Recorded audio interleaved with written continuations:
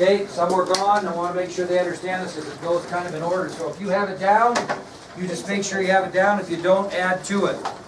Now, the battle that's going to end the War of 1812 for the most part is going to be the Battle of New Orleans. And we mentioned last week that by this time the War of 1812 had been going on for nearly 3 years, and the British strategy has become to capture the port city of New Orleans. What their plan is that they can capture the port city of New Orleans. They will have control of the Mississippi River. They will bring troops down from the north in Canada, and they will simply crush the American armies at that point, teach them the lesson they've been trying to teach them. Now, the man that was ordered to protect the city of New Orleans from a British assault was a famous general who would soon become a president, Andrew Jackson. And he was informed by the federal government that he would be receiving 2,000 well-trained regular army soldiers that would meet him in New Orleans. Now, he already had with him 1,000 Tennessee militia that he commanded because that's where he was from. So he's got 1,000 Tennessee militia. He's expecting 2,000 regular army soldiers to join him. And he also gets other help. Approximately 2,000 militiamen from both Kentucky and Mississippi soon join him in New Orleans. And approximately 500 men from New Orleans that want to defend their city, their home city, join him. Approximately 500 free blacks that lived in New Orleans that had gotten their freedom from the island of Haiti also volunteered to help him, and a small group of Choctaw Indians. He also received some unexpected support from a French pirate by the name of Jean Lafitte. Lafitte would serve Jackson as an intelligence officer, but he also was able to supply Jackson with materials that Jackson would have never gotten on his own, such as gunpowder, flints for his muskets, and cannons and cannonballs. Well, unfortunately for Jackson, the 2,000 regular trained army men that were set to meet him in New Orleans never arrived. So he's going to have approximately 4,000 men with him, excluding that army. And he's going to be outnumbered about 2 to 1 by the British during this assault of New Orleans, as there's approximately 10,000 British soldiers that are going to attack New Orleans. Now, these British soldiers will be under the command of Major General Sir Edward Pakenham, who has commanded the British to victories before. And so on December 23rd of 1814, the British come ashore south of New Orleans, and where do they camp? On what? Sugar plantations, which will be kind of a key a little bit later. Now, General Jackson's not going to follow the regular rules of war. He's going to take the offensive, and during the nights, he's going to order his men to fight the British forces. This was kind of a new concept to British soldiers that did not follow the rules of war. Those were prohibited. At night, Jackson's men attacked these British camps at night. They also shot cannon fire into these British camps on those sugar plantations from a ship that was docked in the Mississippi River. It was usually pitch black during these assaults. There was no moon. There was really no lighting of any kind. Now, the reason Jackson was using these guerrilla tactics against the British camp is that during the night he would attack the British camps and disrupt them, and while they were getting themselves reorganized during the day, he was ordering his men to build a great big wall fortification called a parapet, which is a wall of earth and wood to protect the city from attack.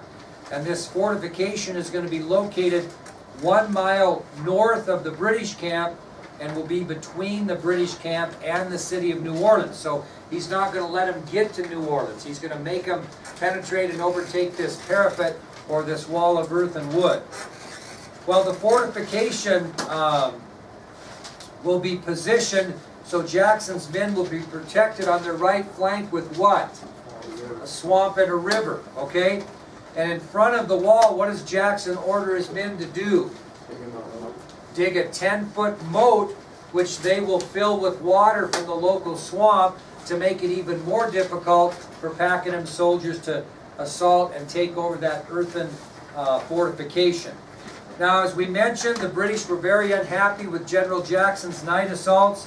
They actually sent him a note informing him that his acts were ungentlemanly, and that he should not do them anymore. He responds and tells the British how ungentlemanly they are by occupying American soil, and tells them they should go back to where they came from, which they actually didn't.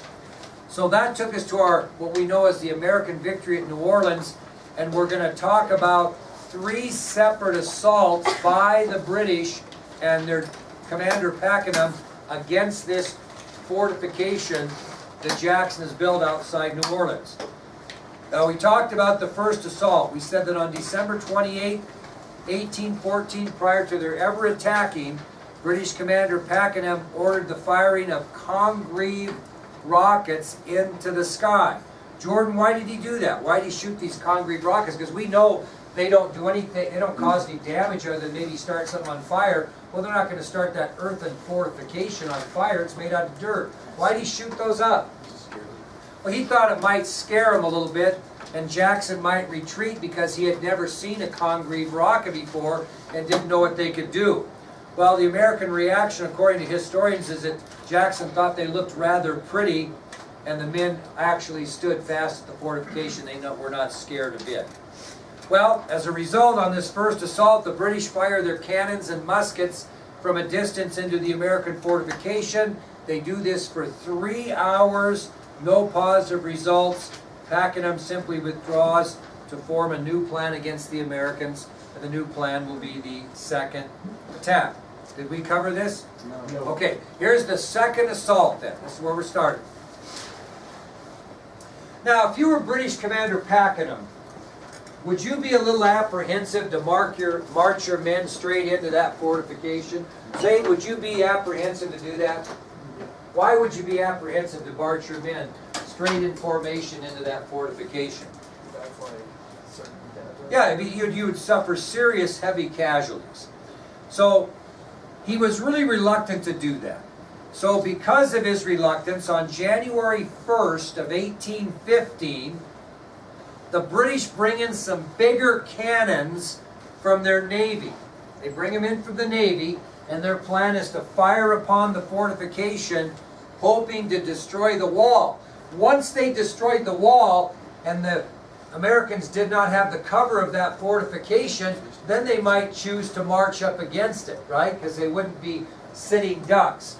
So British Commander Pakenham is really reluctant to march his men directly at the American fortification.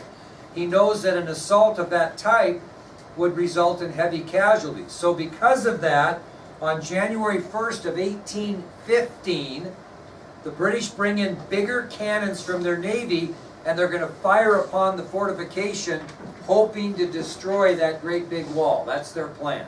Okay?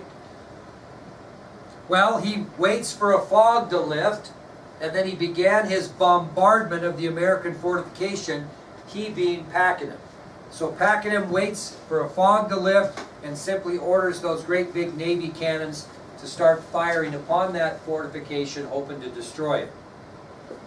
Well, General Jackson's fortification holds strong, and soon the Americans respond with cannon fire of their own. They start firing their cannons back at Pakenham and his forces that are on those sugar plantations, okay? Now, if you were the British and you were being fired upon, taking into consideration where you're camped, what might you use for protection? No ditch there. What is it? What? Fields? Well, what kind of? Well, where are they taken off the fields? What? Sugar. And where are they storing that sugar? When they harvest, when that sugar was harvested by the colonists, what did they put them in? Put it in barrels. Very good. Very good. Barrels. So the British were using these barrels of sugar to protect themselves against American cannon fire. Well, what happened when the American cannonballs hit the British fortifications, which were sugar barrels? Sugar went everywhere. Well, what happens when sugar gets hot? It melts. And when it melts, what happens? It burns. Well, it burns, but it gets sticky. Now, the breeches of these cannons that they're firing all of a sudden are covered up with sugar. that is melting in the heat, and it's gumming up the cannons. So they can no longer fire the cannons at the American fortification because the sugar has melted and gummed up the mechanism. Believe that or not, that's what happened. So the British end their cannon fire assault because their cannons don't fire anymore because they're all covered with sugar that has melted and made everything sticky. So there's the second assault. How well are the British doing so far? Not good, but the Americans are holding out, are they not? The third assault is going to be the interesting assault, because Pakenham's going to lose some patience and he's going to take a risk. Okay? So, the failed bombardment during the second assault by the British is going to lead to Pakenham's decision to go ahead and lead what? That direct march at the fortification. He has no other choice, does he really? What choice does he have? I mean, it's not working. So, he's going to take some casualties and he's going to attack the American fortification. So, on January 8th of 1815, Jackson's men watch in fear as British soldiers numbering in the thousands, 10,000, march toward their fortification. So your picture, you're Jackson's men, you got 4,000 guys, right? You're behind a fortification and you look out in the field ahead of you and there are like 10,000 British soldiers coming right at you. And their intention is to take your fortification. Just to see a red. Yeah, just to see a red. That's exactly right. Now, Jackson has his men wait until the British get within cannon fire distance. So just before the British come into range of his riflemen, Jackson orders men to fire their cannons. But they're not loaded with cannonballs. Wait, say that again. Okay, they can't hit them with their rifles yet because they're too far away.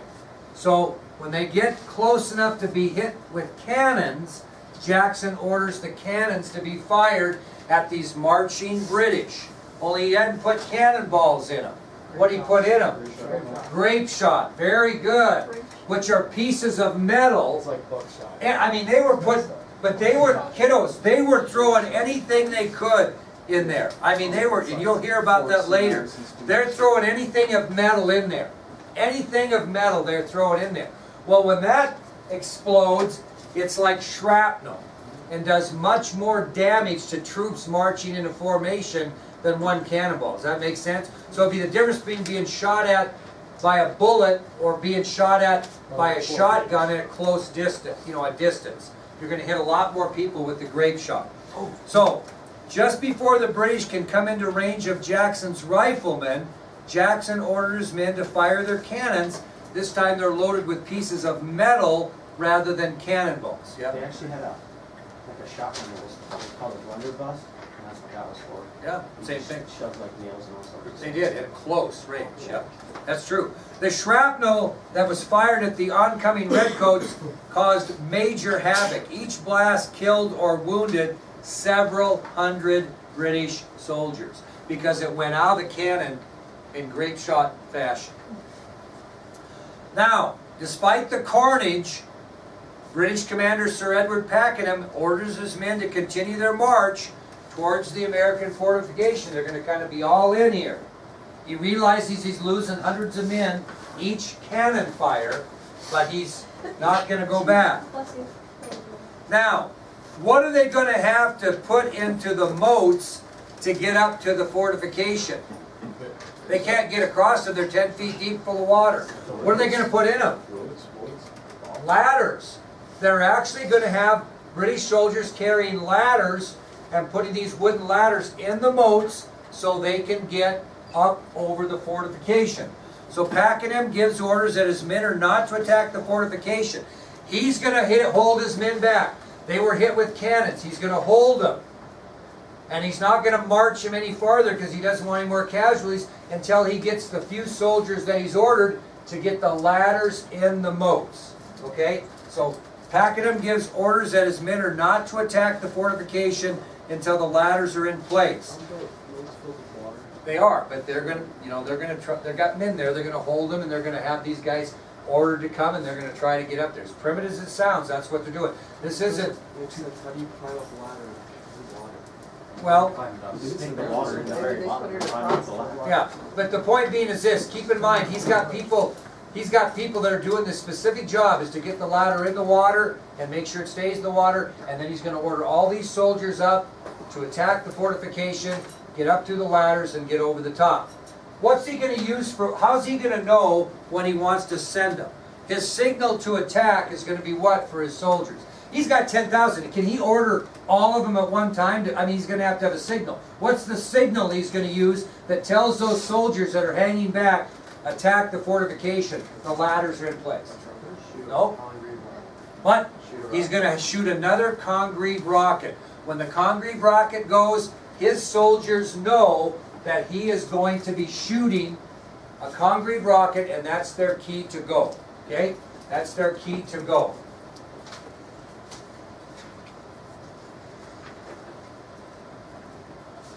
Well, when you have cannon fire, what do you end up with in the air?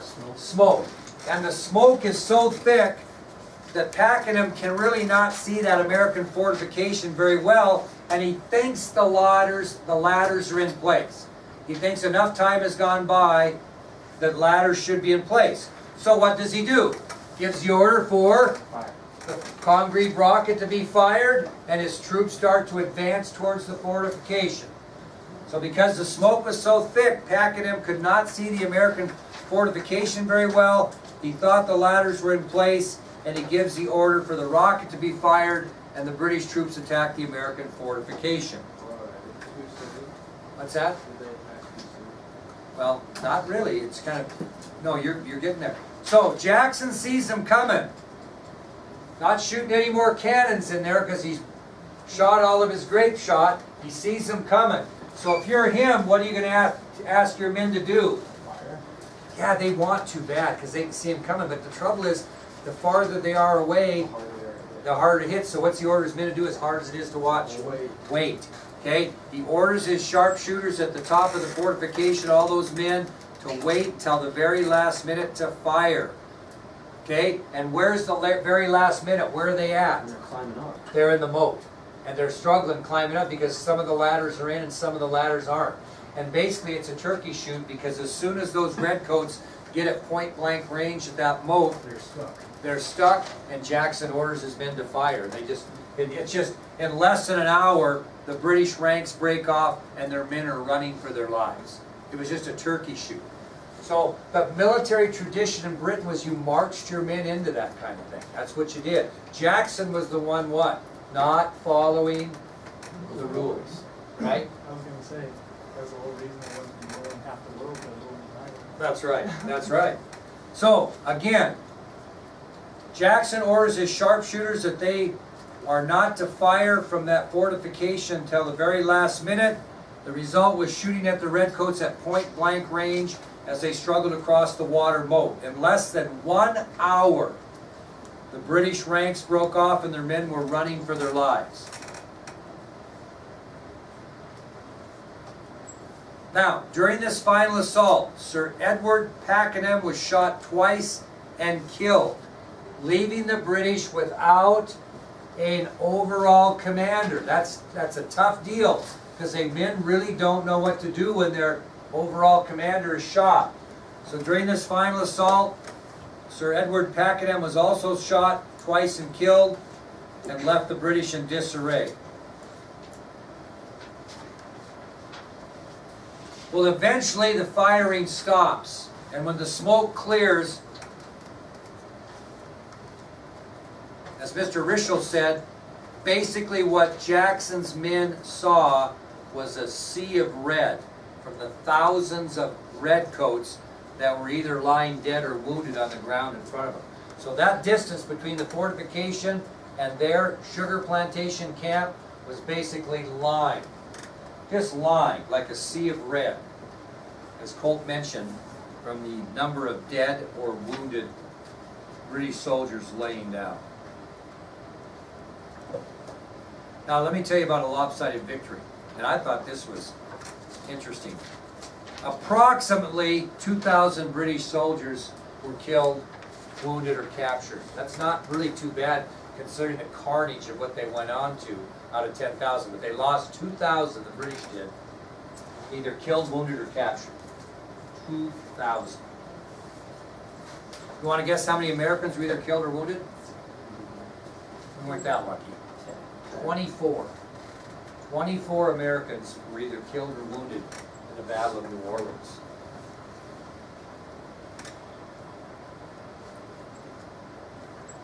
Now, General Jackson's victory kept the British from gaining control of what? Mississippi River. Very good. Okay? Now, although historians will say that the War of 1812 was a stalemate or a tie for the most part, this victory at New Orleans gave American people the impression what? That we won. Okay, it gave us the morale and the impression that the United States of America won the War of 1812, although historians will tell you it was a military draw or stalemate. Now, Andrew Jackson kind of became the second George Washington after this Battle of New Orleans. He became very popular. People believe, George Washington had achieved American independence from Great Britain. Andrew Jackson had confirmed independence from Great Britain. That Great Britain came back again, and he confirmed that we would be independent. Washington achieved independence. Jackson confirmed independence, and he became an incredibly popular hero among the American people. Okay, that's going to take us to our next subtopic then, which is the Treaty of Ghent. It's not spelled that way, but the Treaty of Ghent. So get that down, the Treaty of Ghent. Okay, the Treaty of Ghent.